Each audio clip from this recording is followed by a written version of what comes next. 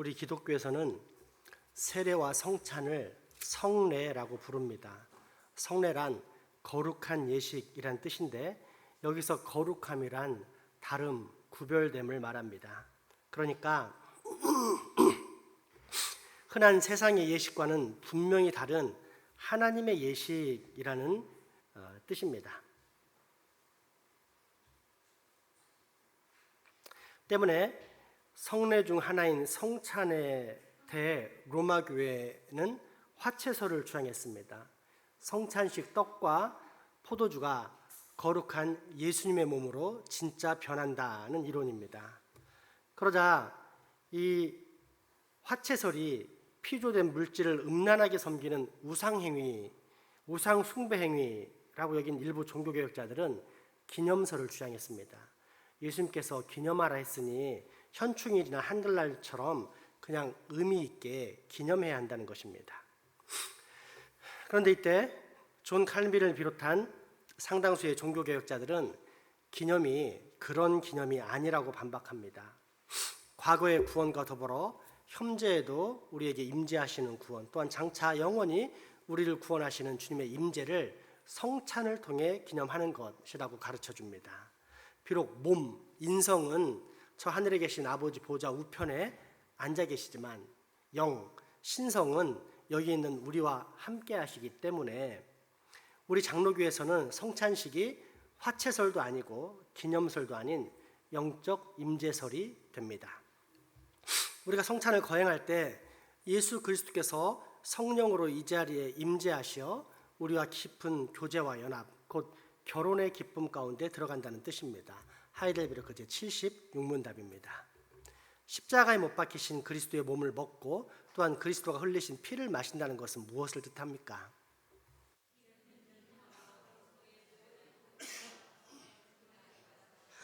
죄 사함과 영원한 생명을 얻는 것을 뜻합니다. 그뿐만 아니라 그리스도와 우리 안에 거하시는 성령을 통해 우리가 그리스도의 영광스러운 몸에 더욱더 연합되는 것을 의미합니다. 비록 그리스도는 하늘에 계시고 우리는 땅 위에 있지만 우리는 그리스도의 살 중에 살이요 뼈 중에 뼈입니다. 그래서 마치 한 영혼에 의해 우리의 몸의 모든 지체들이 다스림을 받듯이 또한 한 성령에 의해 우리가 영원히 살고 다스림을 받습니다. 아멘. 그런데 이처럼 명확한 선포에도 불구하고 어떻게 내가 예수님의 살과 피를 먹고 영원한 생명에 이르게 되는지 잘 이해할 수 없을 때가 많습니다. 그것은 성례의 특성이나 언어적인 용법 때문입니다. 예수님의 살과 피를 먹는다는 것은 상식적으로 말하자면 사람의 살과 피를 먹는 것이기 때문에 우리는 쉽게 납득할 수가 없습니다. 그래서 이해하기가 쉽지 않은 것입니다. 그러나 이것은 성례의 본질을 나타내는 성례적 용어, 즉 단순한 사람의 말이 아닌 하나님의 언어로서 쉽게 말해 그렇게 말씀하신 하나님께서 반드시 그렇게 되도록 하겠다, 그 효과를 책임지겠다라는 것을 뜻합니다. 그러니까 우리가 거행하는 성례의 본질은 사람들이 모여서 회의를 통해 만든 것이 아니라 하나님께서 친히 제정하신 것이기 때문에 사람이 믿음으로 그 말씀을 받아들이면 하나님께서는 당신이 말씀하신 그 언약을 반드시 성취시키신다는 뜻입니다. 이것이 성례의 특성과 또 성례에 관한 언어적 용법입니다. 그러므로 우리는 성찬을 거행할 때 초점을 맞춰야 할 것이 결코 물질이나 옛 기억이 아닌 지금도 우리와 함께 하시며 이 성찬을 베푸시는 주님입니다. 즉 성찬을 거행할 때마다 그 성찬을 명하신 주님께 우리의 모든 마음을 쏟아야 합니다. 성령으로 임하시는 우리 주님의 임재를 사모해야 합니다. 이러한 성례의 특성과 언어적 용법을 가르쳐주는 것이 하이델베르크 제78문답의 마지막 문장인데 이를 포함한 78문답 전체를 한번 살펴보겠습니다. 그렇다면 떡과 포도주는 그리스도의 실질적인 몸과 피로 변합니까? 아닙니다. 세례의 물은 그리스도의 피로 변하지 않습니다. 또한 세례의 물 그 자체가 죄를 씻어주는 것이 아닙니다. 세례의 물은 단지 죄의 씻음에 대해 하나님이 주신 표지이며 확증입니다. 이와 마찬가지로 성찬의 거룩한 떡도 그리스도의 몸 그 자체로 변화되지 않습니다. 그러나 성례의 특성과 언어적인 용법에 따라 그 떡은 그리스도의 몸이라고 불리는 것입니다. 아멘. 그리고 이어지는 79문답은 왜 예수님은 그 떡을 자신의 몸이라 하시며 더불어 잔을 자신의 피로 세운 새 언약이라 하시고, 또한 사도 바울은 그 떡을 먹고 그 잔을 마시는 것이 예수 그리스도의 몸과 피에 참여하는 것이라고 하는지에 대한 질문을 합니다. 그리고 이에 대한 답변은 아까의 성례적 특성과 언어적 용법을 통해 다음과 같이 주어집니다. 먼저 떡과 포도주를 먹음으로, 그러니까 우리식으로 말하자면 밥과 반찬, 물을 마심으로써 육체의 생명이 유지되는 것처럼 그리스도의 살과 피가 우리의 영혼을 살릴 수 있는 유일한 그리고 영원한 양식이라고 가르쳐 줍니다. 둘째, 떡과 포도주를 먹으려면 육체의 입이 필요하듯이 예수님의 살과 피를 먹으려면 영혼의 입이 필요한데 그 영혼의 입이 믿음이라고 가르쳐 줍니다. 그러니까 성찬식에 믿음으로 참석하면 참된 양식과 음료를 먹는 것이요, 그렇지 않으면 아무리 성찬식에 많이 참여해도 전혀 영혼의 양식과 음료를 섭취하지 못할 수 있다는 것입니다. 셋째, 떡을 통째로 몸속으로 받아들이는 것이 아니라 떼어서 입으로 먹듯이 그리스도의 몸도 십자가에서 희생당하고 찢어진 상태로 받는다는 사실을 가르쳐 줍니다. 넷째, 식욕이 없는 사람들에게는 눈앞에 아무리 진수성찬이 차려져 있어도 먹고 마시는 것이 별 유익이 없으며, 그래서 줄이고 목마른 상태로 식사 자리에 나오지 않는 것처럼 만약 우리가 하나님의 의에 줄이고 목마른 상태로 성찬상에 나오지 않으면 그리스도의 몸과 피는 우리에게 아무런 유익이 없음을 가르쳐 줍니다. 다섯째, 많은 알곡이 부서지고 갈아지고 구워져서 하나의 떡이 나오며 많은 포도 알갱이들이 으깨지고 부서지고 쥐어짜짐으로써 한 잔의 포도주가 나오는 것처럼 예수 그리스도를 구주로 믿는 수많은 그리스도인들도 이 성찬이라는 표를 사용함으로써 서로 한 몸이 되고 또한 그리스도와 함께 한 몸으로 자라가는 것이라고 가르쳐 줍니다. 요약하자면 하나님께서는 우리에게 구원의 확신을 주시기 위해 성찬이라는 한 가지 표를 제정하셨는데, 이 표는 단순한 사람의 행사가 아닌 하나님의 약속을 의미하는 표로서 믿음으로 이 표를 받으면 우리는 십자가에 달리신 그리스도의 몸과 흘리신 피에 확실하게 참여하게 된다는 뜻입니다. 예수 그리스도의 그 모든 은혜와 구원이 우리 것임을 확증하는 것입니다. 이것이 하이델베르크 제79문답의 내용입니다. 함께 읽겠습니다. 그렇다면 왜 그리스도는 그 떡을 자신의 몸이라고 말씀하십니까? 또한 그 잔을 자신의 피 또는 자신의 피로 세우는 새 언약이라고 말씀하십니까? 그리고 왜 사도 바울은 그 떡을 먹고 그 잔을 마시는 것을 예수 그리스도의 몸과 피에 참여하는 것이라고 말합니까? 그리스도가 그렇게 말씀하시는 데에는 중요한 이유가 있습니다. 우리에게 다음 사실에 대해 가르치시려는 것입니다. 먼저 떡과 포도주가 육신의 생명을 유지시켜 주는 것처럼 또한 십자가에 못 박히신 그리스도의 몸과 그리스도가 흘리신 피는 우리 영혼의 참된 양식과 음료로서 우리를 영원한 생명에 이르게 한다는 것입니다. 그 다음에 이 눈에 보이는 표와 표징을 통해 그리스도는 우리에게 다음 사실에 대해서 하시려는 것입니다. 곧 우리가 그리스도를 기념하면서 이 거룩한 표들을 육신의 입으로 받아 먹는 것과 마찬가지로 또한 성령님의 역사로 말미암아 우리가 그리스도의 참된 몸과 피의 진정으로 참여한다는 것입니다.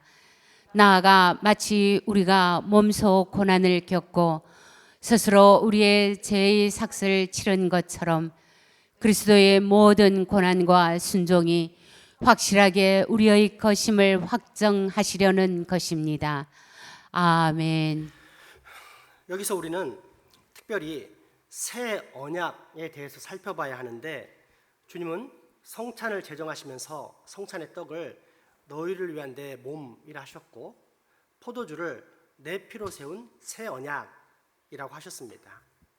성찬은 왜 내 피로 세운 새 언약이 되는 것일까요? 구약 성경에서 언약을 말할 때 사용하는 히브리어 단어는 베리트인데, 이는 기본적으로 생명을 담보한다는 의미입니다. 가장 대표적인 본문이 창세기 15장에 하나님께서 아브라함에게 후손과 땅을 주실 것을 약속하는 장면입니다. 이때 아브라함이 그 증거가 무엇입니까? 라고 물었고, 이에 대한 하나님의 답변이 창세기 15장 8절에서 9절 말씀입니다. 그가 이르되 주 여호와여, 내가 이 땅을 소유로 받을 것이 무엇으로 알리이까? 여호와께서 그에게 이르시되 나를 위하여 3년 된 암소와 3년 된 암염소와 3년 된 수량과 산 비둘기와 집 비둘기 새끼를 가져올지니라. 아멘. 한마디로 이 말씀은 언약 체결식을 위한 준비를 하라는 뜻으로 이어지는 절차를 통해 언약이 어떤 것인지를 알게 됩니다. 먼저 아브라함은 가져온 제물들, 그러니까 암소와 암염소와 순양과 산비둘기, 집비둘기 새끼를 반으로 쪼개 그 쪼개진 것들을 마주 보도록 놓습니다. 그리고 밤이 되어 깜깜해지자 타는 횃불이 쪼개진 고기 사이로 지나갑니다. 그리고 이어지는 바로 다음 절에 이런 기록이 나옵니다. 창세기 15장 18절 말씀입니다. 그날에 여호와께서 아브람과 더불어 언약을 세워 이르시되 내가 이 땅을 애굽 강에서부터 그 큰 강 유브라데까지 내 자손에게 주노니. 아멘. 무슨 뜻이냐? 고기를 쪼개고 횃불의 형상으로 하나님께서 그 사이를 지나가신 것은 하나님께서 아브라함과 언약을 세우신 행동이라는 것입니다. 만약 내가 너에게 한 약속을 지키지 않으면 여기에 있는 쪼개진 고기들처럼 나도 쪼개져 죽을 것이다 라는 뜻입니다. 이처럼 언약은 생명을 담보로 하는 것이요, 따라서 본질적으로 피의 언약이었습니다. 지키지 않으면 반드시 생명을 빼앗는 피의 대가를 치러야만 하는 것이 언약이었습니다. 언약이 피의 언약이라는 것은 성경 곳곳에서 발견되는 제사의식을 통해서도 쉽게 알 수 있습니다. 하나님께 드리는 제사는 하나님과 언약을 체결하는 의식입니다. 그런데 이 언약 의식으로서의 제사에서 가장 중요한 요소는 피였습니다. 피는 언약을 파기하는 경우 목숨을 내놓겠다라는 뜻이기 때문입니다. 그래서 죄에 대한 대가로 짐승들을 죽여 그 피를 흘렸습니다. 그때 짐승들이 흘린 피는 사실상 언약 당사자들의 피를 의미했습니다. 그리고 이처럼 생명을 담보로 하는 피의 언약을 잘 보여주는 대표적인 장면이 시내산 언약입니다. 모세가 여호와의 말씀을 가지고 하나님을 대신하여 이스라엘 백성들에게 언약을 맺을 때 제물의 피가 절반은 이 제단에 뿌려지고 나머지 절반은 백성들에게 뿌려졌습니다.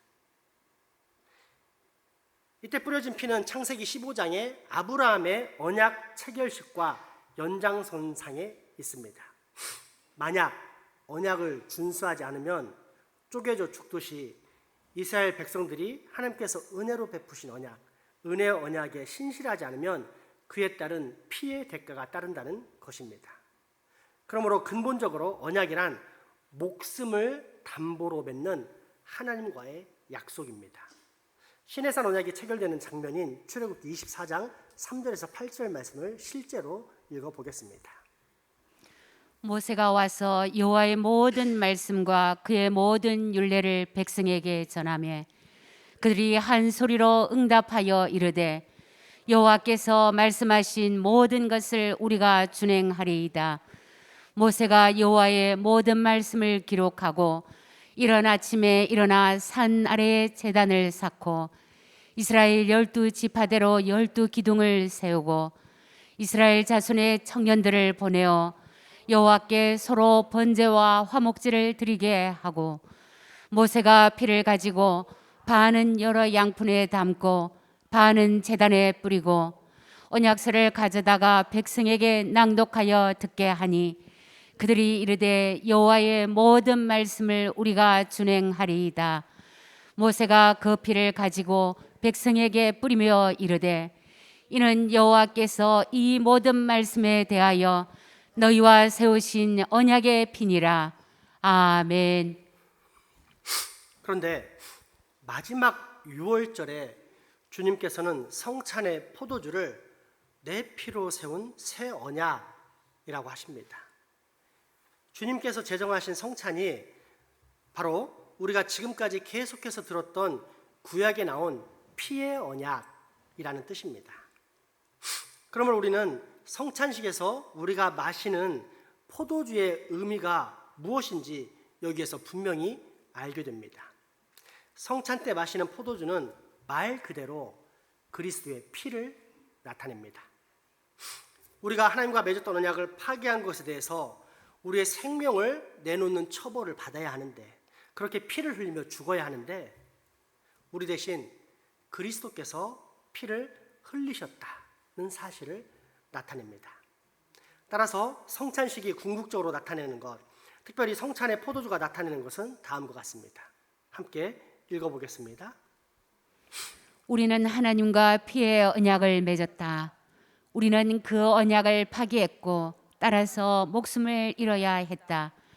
그리스도께서 우리를 대신하여 그 피의 언약을 충족시키기 위해 자기 피를 흘리셨다.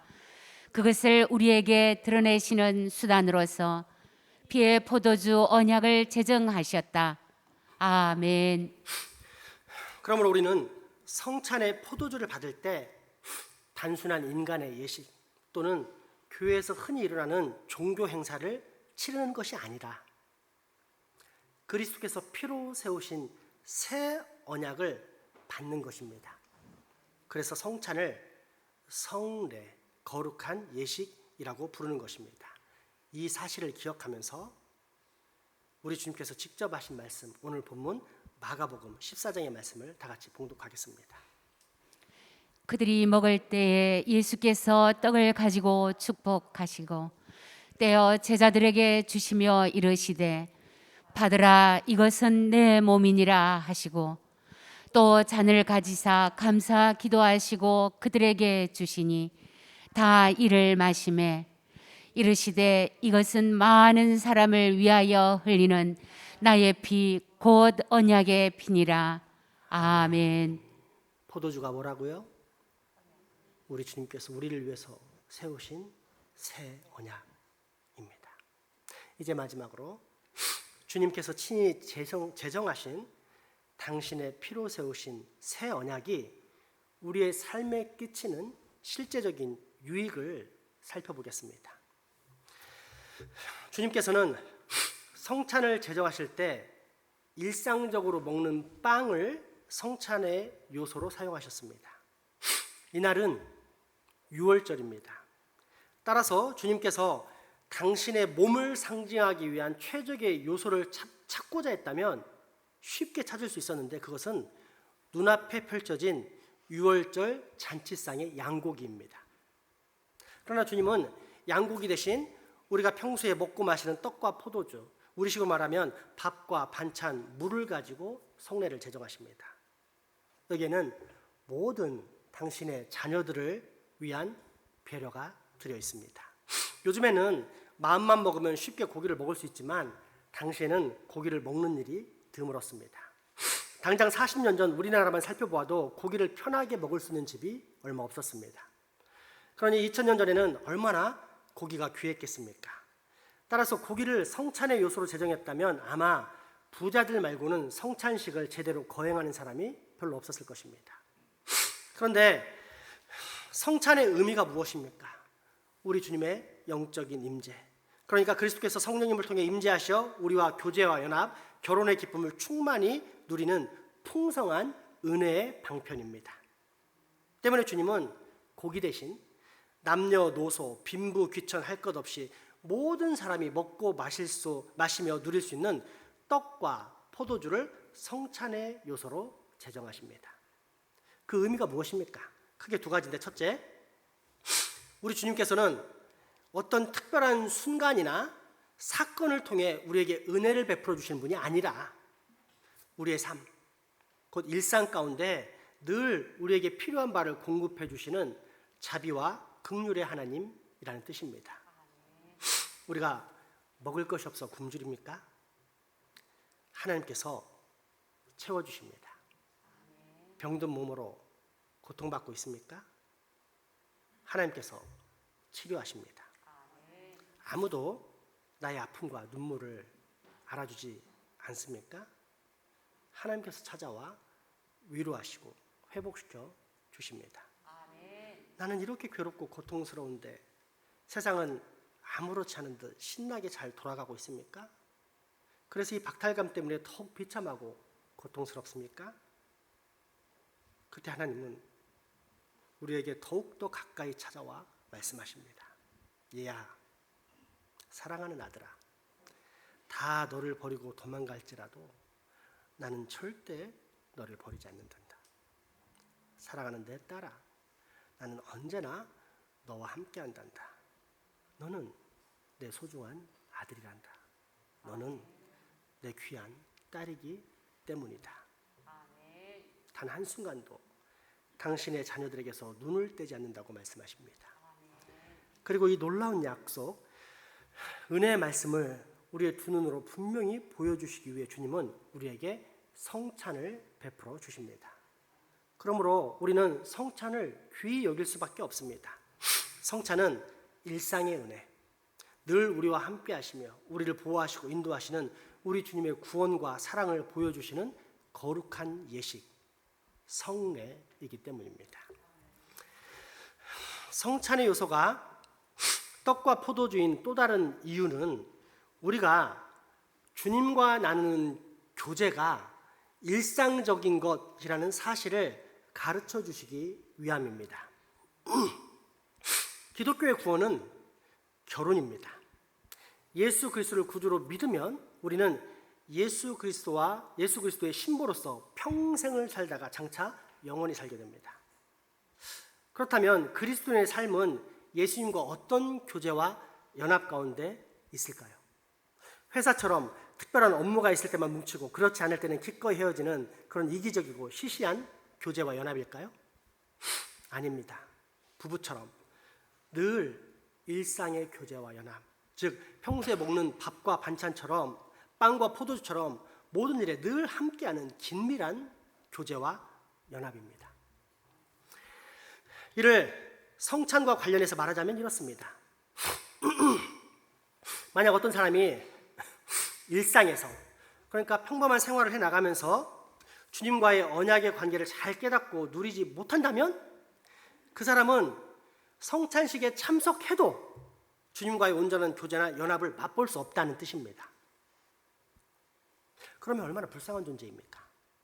다들 성찬에 나와 우리 주님과의 풍성한 교제와 연합 가운데 기쁨을 누리는데 나만 그 기쁨과 연합에서 제외된다면 그 얼마나 불쌍한 존재란 말입니까? 따라서 우리는 마르다처럼 어떤 특별한 사건이나 행사에서만 열심을 내는 것이 아니라 마리아처럼 늘 하나님의 말씀을 가까이 하면서 그 말씀을 즐거워하는 삶을 살아야 합니다. 그러면 비로소 우리는 하나님 나라의 백성으로서의 삶을 살게 되는데 이러한 하나님 나라의 백성의 특징을 로마서 14장 17절에서 18절은 다음과 같이 표현하고 있습니다. 하나님의 나라는 먹는 것과 마시는 것이 아니요 오직 성령 안에 있는 의와 평강과 희락이라.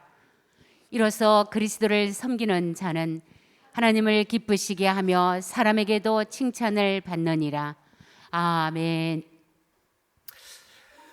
성찬을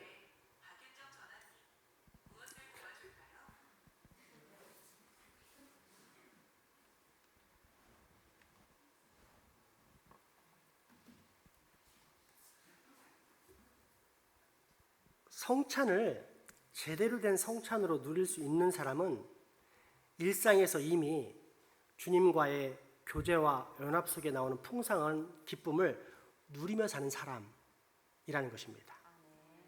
이런 사람을 하나님 나라의 백성이라고 부르는데, 이 하나님 나라에 사는 백성들이 누리는 삶은 성령 안에 있는 의와 평강과 희락이라는 것입니다. 즉 제대로 된 하나님 나라의 백성의 목적은 세상 사람들의 목표처럼 잘 먹고 잘 사는 것이 아니라 오직 성령 안에 있는 의와 평강과 희락을 누리는 삶이란 뜻입니다. 이를 우리 교회에 적용해서 조금 더 쉽게 표현하자면, 원불교인은 사라지고 감사와 기쁨의 교인들은 날마다 증가하는 것입니다. 이 말은 며칠 전 다녀온 제주도 효도 여행에서 빌려온 표현입니다. 제주도를 여행하는 동안에 특별한 분이 우리의 여행을 안내해 주셨는데, 제주도에서 목회를 하시면서 관광 안내까지 겸업하시는 목사님이셨습니다. 그 목사님께서 우리 교회를 칭찬하시면서 공개적으로 하신 말씀이 몇 가지가 있는데, 그 중에서 두 가지만 소개하자면 다음과 같습니다. 첫째, 경상도 교회에서 온 것 같지 않다는 것입니다. 보통 경상도 사람들은 근엄하고 무뚝뚝해서 자기가 아무리 재밌는 얘기를 해도 안 재미있는 척, 못 들은 척 하면서 딴짓을 하는데, 우리 장생포 교회는 가이드 목사님이 한마디만 내뱉어도 남녀노소 할 것 없이 다들 까르르 웃으며 소리치고 좋아서 환호하더라는 것입니다. 그래서 경상도가 아니라고 생각을 했다고 합니다. 둘째는 교회 자체의 분위기가 너무 좋다는 것입니다. 효도 여행을 온 어른들이나 열심히 어른들을 따라다니며 봉사하는 젊은이들이나 그 모습을 보면서 효도가 무엇인지를 잘 배워가고 있는 아이들에 이르기까지 그 어느 하나 인상 구기는 사람 없이 다들 행복해하고 기뻐하는 모습에 오히려 그 목사님이 더 큰 감동을 받았다고 말씀하셨습니다. 보통 때에도 이런 교회가 드물었지만 코로나 시작 이후로는 거의 찾아볼 수 없었는데, 우리 교회는 그 모든 통계를 순식간에 초월하는 너무나 훌륭하고 멋진 교회라고 칭찬하셨습니다. 참고로 그 목사님과 제가 따로 있을 때 목사님이 제게 고백하듯이 하신 말씀이 있는데 다음과 같습니다. 목사님, 제가 수십 년 동안 가이드를 하다 보니 무엇보다 기독교인들을 전문적으로 상대하다 보니 최소 수백 개 이상의 교회들을 만났습니다. 그런데 제주도 관광 및 기독교 순교지 안내를 하면서 장생포 교회처럼 이렇게 감동적이고 진지하게 기쁨과 감사와 하나님께 영광을 올려드리는 교회는 거의 본 적이 없습니다. 목사님의 진지한 말씀, 그 메시지를 듣고 감격과 눈물 속에서 하나님을 향한 예배로 나아가는 교인들과 더불어 기도를 시켰더니 기도자가 그 자리에서 무릎을 꿇고 기도하는 모습 등등은 그동안 제가 한 번도 보지 못했던 교회의 모습이었습니다. 목사님, 장생포 교회는 소망이 있습니다. 하나님이 기뻐하시고 역사하시는 교회입니다. 이 코로나 시즌에 작은 교회가 제주도로 효도 여행을 왔다는 사실에 살짝 놀랐는데, 그와는 비교할 수 없을 정도로 모든 이들에게 내적 평강과 은혜가 넘치는 것을 보면서 저야말로 큰 감동과 은혜를 받았습니다. 얼마나 멋진 평가입니까? 그런데 이후 저는 이렇게 말씀드렸습니다. 맞습니다, 목사님. 우리 교회는 정말 좋은 교회입니다. 그러나 제 목표는 좋은 교회에서 끝나는 것이 아니라 위대한 교회가 되는 것입니다.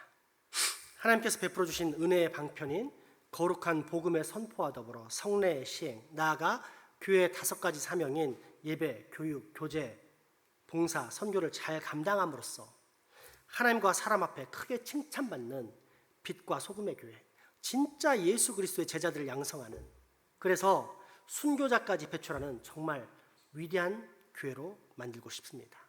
저희 교회를 위해 꼭 기도해 주십시오. 우리 교회가 얼마나 멋지고 소망이 넘치는 교회인지 아시겠습니까? 그런데 여기서 다시 처음에 언급했던 단어를 소개하고자 합니다. 사실 이것은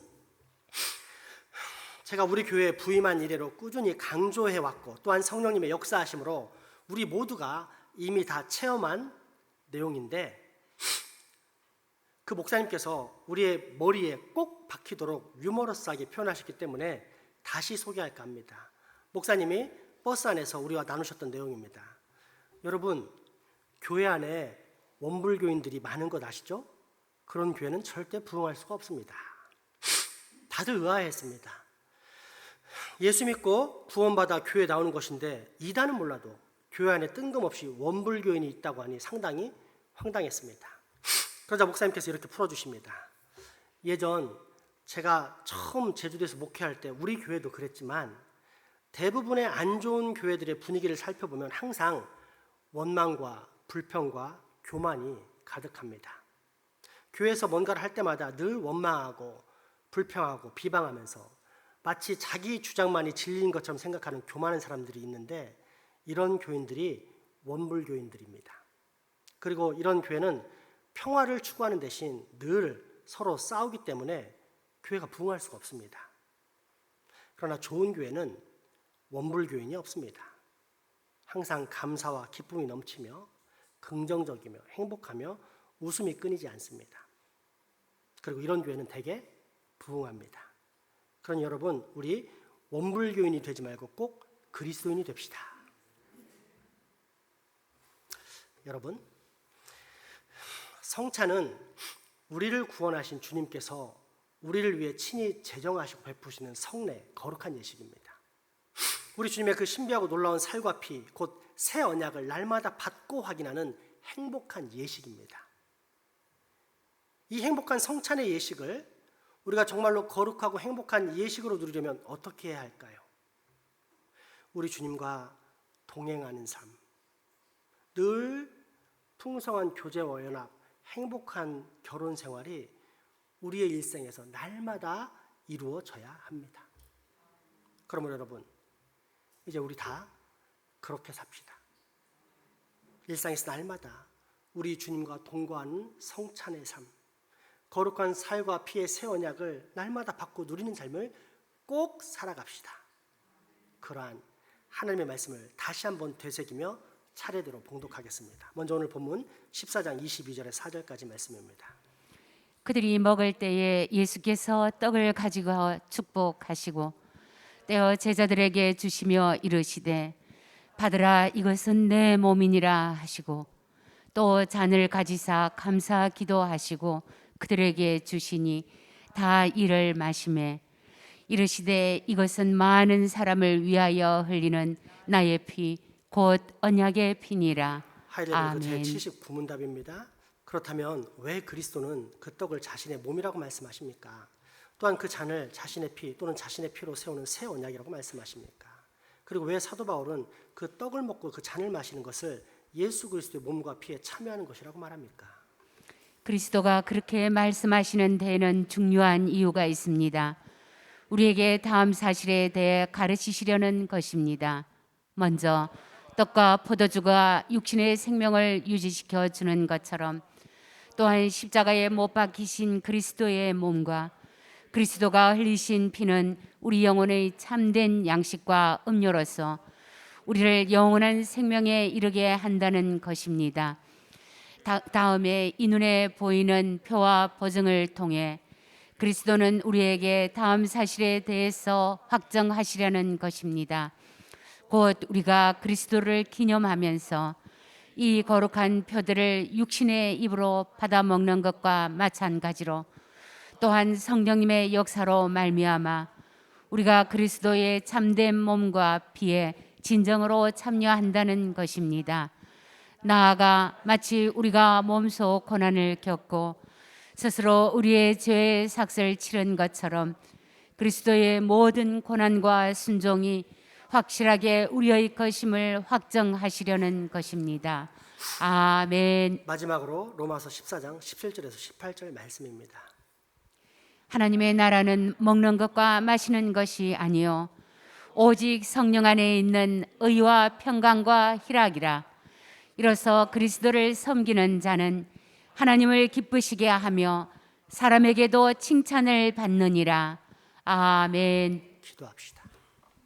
거룩하신 주님, 주님께서 복음의 말씀을 눈으로 보고 손으로 잡을 수 있을 만큼 가까이 가르쳐 주셨지만 저희들은 저희의 생각에 갇혀서 주님께서 그처럼 가까이 내려오셔서 친숙히 가르쳐 주신 언약의 말씀을 잘 붙잡지 못하고 있고 그처럼 큰 은혜의 내용들을 망각하며 사는 일들이 많이 있습니다.